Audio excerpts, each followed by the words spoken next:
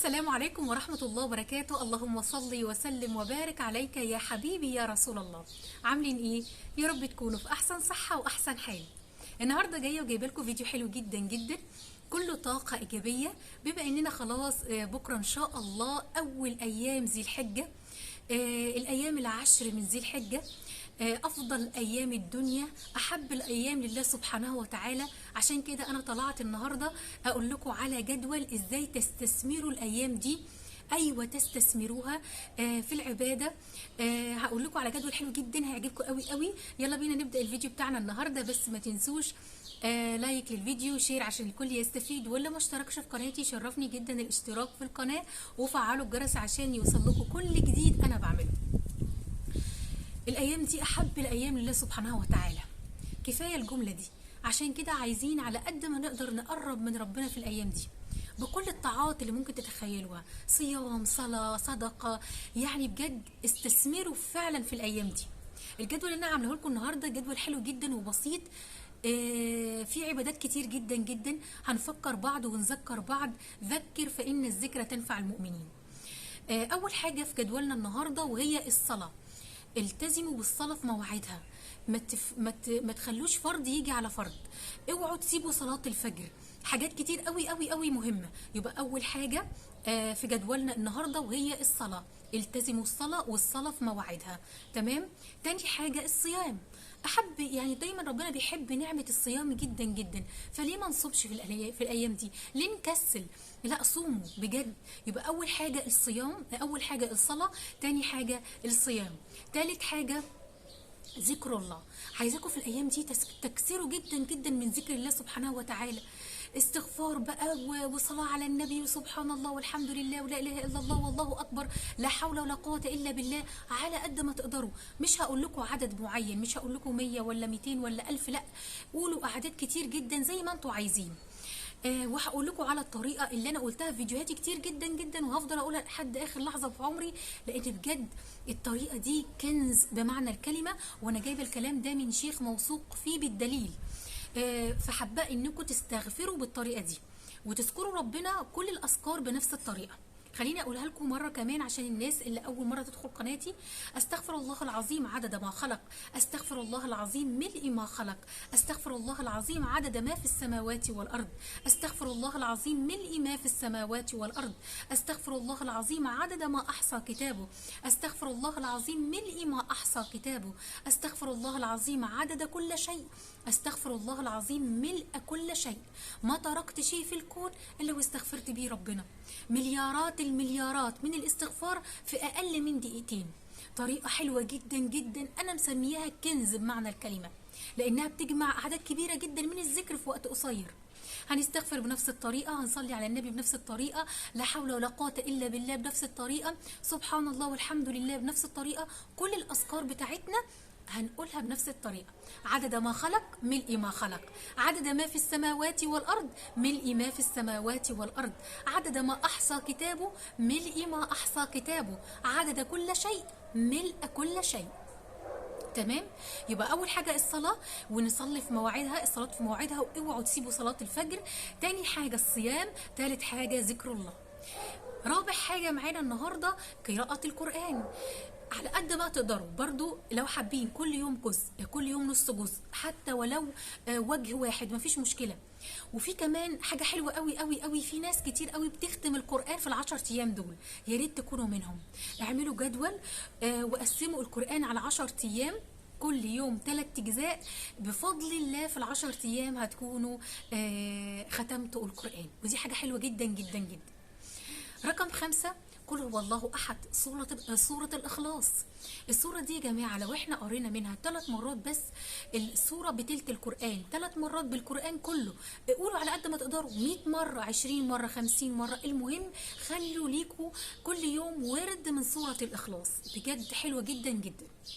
رقم 6 قيام الليل. اوعوا تسيبوا ليلة تعدي من غير ما تقيموا فيها الليل. من بعد الساعة 1، من بعد الساعة 2، قبل صلاة الفجر. ممكن ناس كتير قوي لو هتتعود انها تصلي الفجر هتظبط المنبه قبلها بنص ساعة عشان قيام الليل، ونصلي ركعتين قيام ليل. هقول لكم كمان ازاي تصلوا قيام الليل كأنكم قرأتوا المصحف كامل مرتين. هتصلوا ركعتين بنفس الطريقة. أول حاجة هنقرأ الفاتحة، بعد الفاتحة هنقول قل هو الله أحد 3 مرات في الركعة الأولى وفي الركعة الثانية. كده تبقوا قمتوا الليل بقراءة المصحف مرتين. حلوة جدا جدا.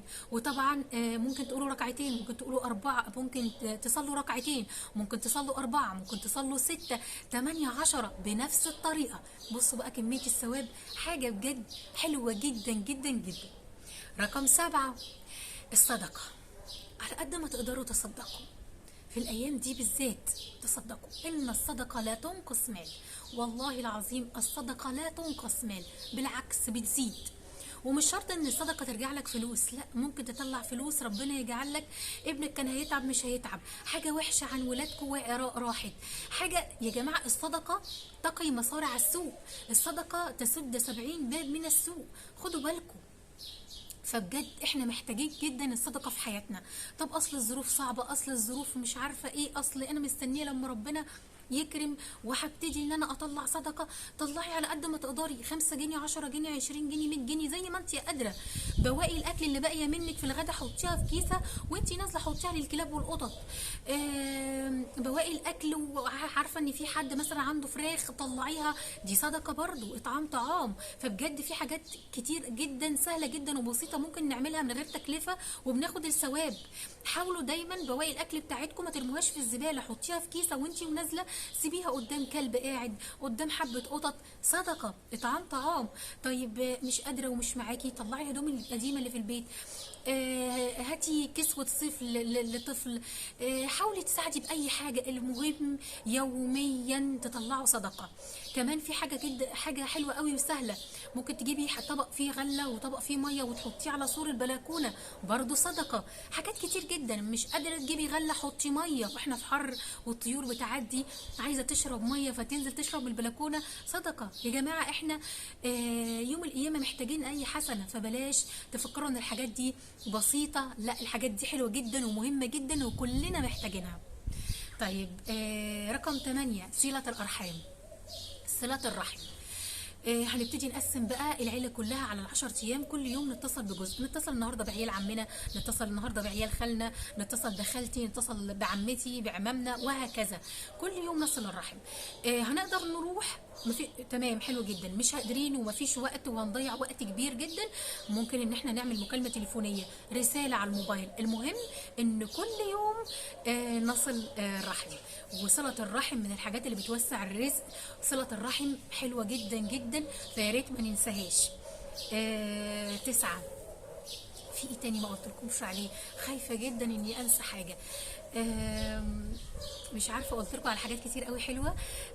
اعملوها على قد ما تقدروا، حاولوا ما تضيعوش وقت. طبعا الجدول ده لكل واحد فينا هيبقى مختلف. يعني لو انت طالبه الجامعه وانت راكبه الباص ورايحه مشوار او رايحه الجامعه، اذكري ربنا في الطريق كتير جدا. لو انت ربة منزل ومش هتقدري تقعدي كتير ويبقى وراكي حاجات كتير قوي بتعمليها لاولادك، وانت بتغسلي المواعين استغفري، وانت بتنشري الغسيل صلي على النبي، وانت بتكنسي خلي دايما لسانك شغال بذكر الله. الا بذكر الله تطمئن القلوب. وبالليل نقرا القران بتاعنا، وقبل الفجر نقيم الليل. اليوم هيعدي والله العظيم 3، وهنستثمر الايام العظيمه الجميله دي. هنيجي بقى اليوم عرفه. يوم عرفه ده بنصح فيه كل الناس اللي ما صامتش لازم تصوم اليوم ده، وتعملوا كل الجدول اللي انا قلت لكم عليه، ما بين قيام وصلاه وصلاه في مواعيدها، وما نسيبش صلاه الفجر، ونقيم الليل، ونطلع صدقه، ونصل الارحام. كل ده نعمله بجانب حاجه حلوه قوي قوي هقول لكم عليها وثوابها عظيم جدا جدا.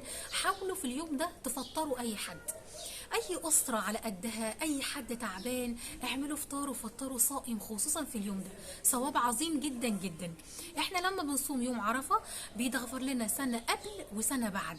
وانتي لما بتفطري واحد بس في يوم عرفه او 5 أو 10 بتاخدي الثواب كامل، وهو كمان بياخد الثواب بتاعه، وانت كمان بتاخدي الثواب بتاعك. فعلى قد ما تقدروا فطروا ناس في يوم عرفه. لو فطرتي 10 بس هتاخدي كل الثواب بتاعهم، ثواب قراءة القرآن وثواب كل حاجة حلوة عملوها وثواب الصيام. عشان كده حاولوا على قد ما تقدروا تفطروا ناس كتير في يوم عرفة، بجد حلو جدا جدا. حتى لو عيلة اعملي لها افطارها وابعتيه لها، بواب يكون جنبك، حد محتاج، الناس اللي بتبقى واقفة في الأسواق تعبانة جدا، اعملي وجبات وطلعي. بجد اليوم ده حلو جدا واجمل يوم ان احنا ممكن نستثمر فيه، واحنا فعلا محتاجين الاستثمار ده، محتاجين ان احنا فعلا نقرب من ربنا سبحانه وتعالى.